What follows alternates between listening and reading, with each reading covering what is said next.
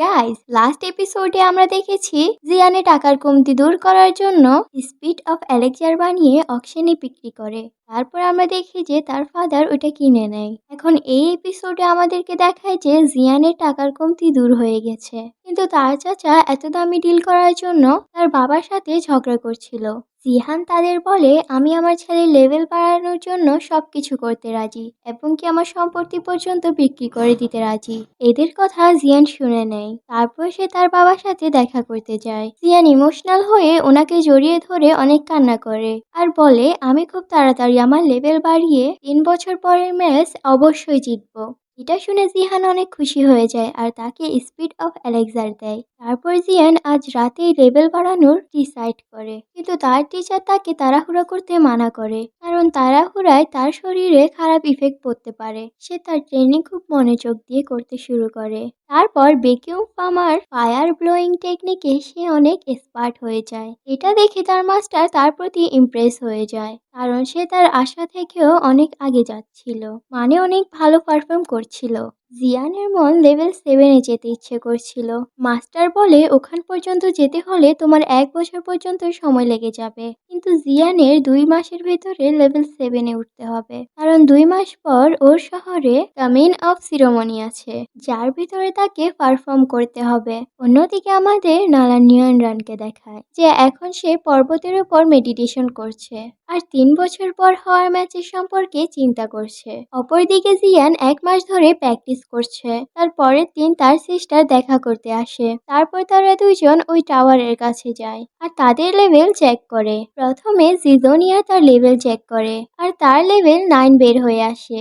জিয়ান যখন তার লেভেল চেক করতে যাচ্ছিল, তখন সবাই আগের মতো হাসাহাসি করতে থাকে। জিয়ান তখন তার লেভেল চেক করে আর তার লেভেল 7 দেখায়। আসলে জিয়ান 3 মাস ধরে অনেক বেশি প্রগ্রেস করে নিয়েছিল তার মাস্টারের সাহায্যে। সে পানিও উড়াতে শিখে গিয়েছিল, যার ফলে জিয়ানের লেভেল 7-এ চলে গিয়েছিল।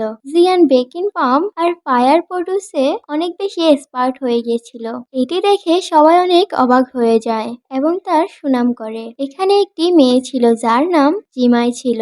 ও এখন জিয়ানের সাথে মিলে ওর সাথে প্র্যাকটিস করতে চাচ্ছিল, যেটা সে জিয়ানকে জিজ্ঞেস করে আর জি জুনিয়র তা মানা করে দেয়। এখানে জিয়ানের বাবারও অনেক সুনাম করতে থাকে। অপরদিকে এই খবর জিয়ালি হাউসের হেডের কাছে পৌঁছে যায়। তখন সে অবাক হয়ে যায়।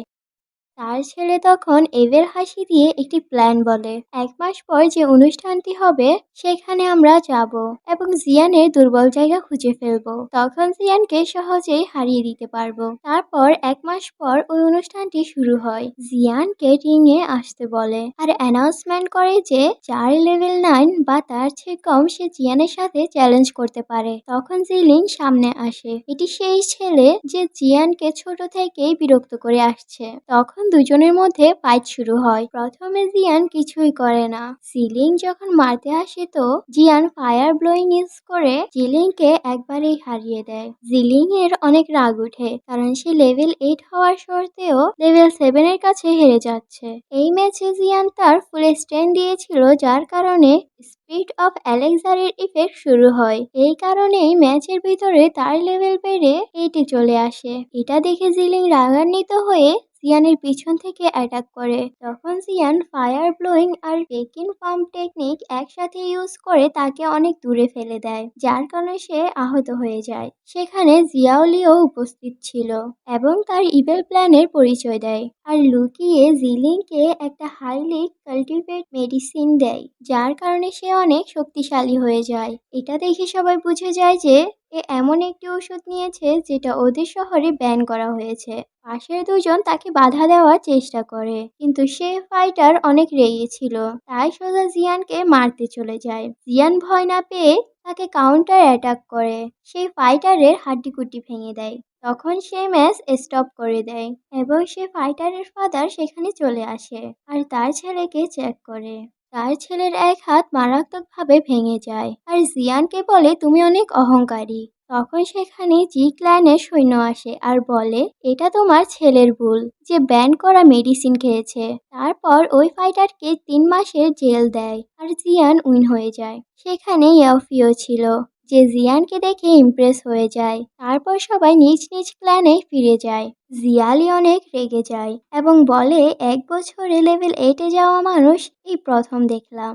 আসলে জিয়ান দিন দিন অনেক স্ট্রং হয়ে যাচ্ছিল, আর এটি যদি এইভাবে চলতে থাকে তাহলে ৩ বছর পর বিয়ে না হলেও জিয়ান এত শক্তিশালী হয়ে যাবে যে সে একাই সব ক্ল্যানের সৈন্যকে হারিয়ে দিতে পারবে। এই জন্য সেখানে সবাই ভয় পেতে শুরু করে। তখন তার ছেলে তাকে আবারও চিন্তা করতে মানা করে আর একটি মানুষের সাথে কথা বলে। তার নাম হলো লিউজি, কিন্তু সে খারাপ প্রকৃতির একজন মানুষ। তার ছেলে বলে, যদি কেউ আমাদের সাহায্য করতে পারে তাহলে ওই। জিয়ালি তখন জি ক্ল্যানকে ডিস্ট্রয় করার জন্য তার কাছে সাহায্য চায়। তখন সে রাজি হয়, কিন্তু একটি শর্ত দেয়। আর শর্তটি হলো অকশন হাউসের ইয়াফিকে তার হাতে তুলে দিতে হবে, তারপর সে সাহায্য করবে। জিয়ালির কাছে কোনো উপায় ছিল না, তাই সে মেনে যায়। অপরদিকে আমরা জিয়ানকে দেখতে পাই যে তার সিস্টার তার সাথে কোনো এক নতুন টেকনিক সম্পর্কে কথা বলছিল। তখন তারা দেখে যে আজ মার্কেটের চারপাশ অন্যরকম লাগছে। তখন তারা জানতে একটি দোকানের মানুষকে জিজ্ঞেস করে আর জানতে পারে জিয়ালি হাউস মার্কেট কিনে সেখানকার ইনগ্রেডিয়েন্টের দাম কমিয়ে দেয়, যার কারণে জিয়ানের ফাদারের মার্কেটের অনেক ক্ষতি হচ্ছিল। জিয়ান তখন এই সমস্যাটির সলিউশন বের করার জন্য অকশন হাউসে গিয়ে ইয়াফির সাথে দেখা করে, যেখানে সে তাকে একটি মেডিসিনের ফর্মুলা দেয়। আসলে জিয়ালি হাউসরা যেটার মাধ্যমে মার্কেটকে নিজের আন্ডারে করে নিয়েছিল সেটা একটা রিজেনারেটিভ পাউডার ছিল, যেটার দাম অনেক সস্তা ছিল কিন্তু তার ইফেক্ট অনেক পাওয়ারফুল ছিল।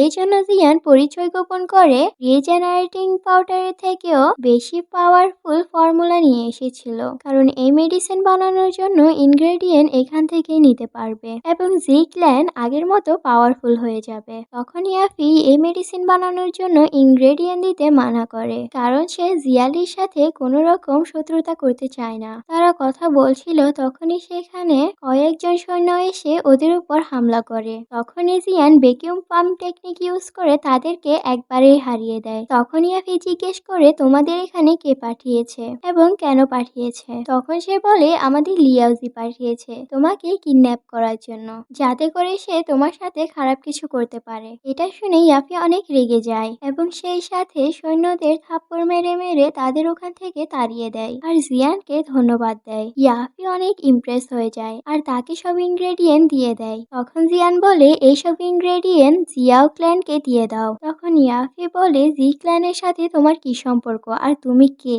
তখন জিয়ান তার মাস্ক সরিয়ে দেয় আর তার ফেস দেখিয়ে দেয়। তখন ইয়াফি তাকে দেখে অনেক খুশি হয়ে যায়, কারণ প্রথম থেকেই সে জিয়ানের ফাইটের প্রতি ইমপ্রেস ছিল। ওখানে জিয়াওলি লিউজির এই স্বভাবের জন্য অনেক রেগে যায়, কারণ তার ভয় হচ্ছিল যদি তাকে অকশন হাউস থেকে ব্যান করে দেয়। তখন তার ছেলে বলে, তাদেরকে অকশন হাউস থেকে ব্যান করেনি, কিন্তু আমাদের কিনে নেওয়া জিনিসের দাম 5 গুণ বাড়িয়ে দিয়েছে। অপরদিকে জিয়াও ক্ল্যানের বড় লোকরা অকশন হাউসে এমন কিছু খোঁজার প্ল্যান করে যাতে তারা রিজেনারেটিং পাউডারকে টক্কর দিতে পারে। তখন ইয়াফি সব ইনগ্রেডিয়েন্ট নিয়ে মহলের ভিতরে আসে, যেখানে এইসব ইনগ্রেডিয়েন্ট দেওয়ার কথা বলে। জি ক্ল্যানের কাছে এত টাকা নেই যে সে এগুলো কিনবে। তখন ইয়াফি বলে, এগুলো ওল্ড মাস্টার খুশি হয়ে দিচ্ছে। তখন ওল্ড মাস্টার সেখানে আসে, মানে জিয়ান তার পরিচয় গোপন করে সেখানে আসে এবং বেকিং পাম্প টেকনিক ইউজ করে সব ইনগ্রেডিয়েন্ট নিয়ে সেখানে মেডিসিন তৈরি করতে শুরু করে দেয়। তারপর সেই মেডিসিন তৈরি হয়ে যায় আর জিয়ান বলে, রিজেনারেটিং পাউডার এর সামনে দাঁড়াতেও পারবে না। জিয়ানের বাবা বলে, আমি এত বড় উপহার নিতে পারবো না। তখন জিয়ান বলে, আমি আপনার ছেলের ফাইট দেখে এগুলো ইমপ্রেস হয়ে দিচ্ছি। এই বলে জিয়ান আর ইয়াফি চলে যায় আর এরই সাথে এই এপিসোডটি এখানেই শেষ হয়।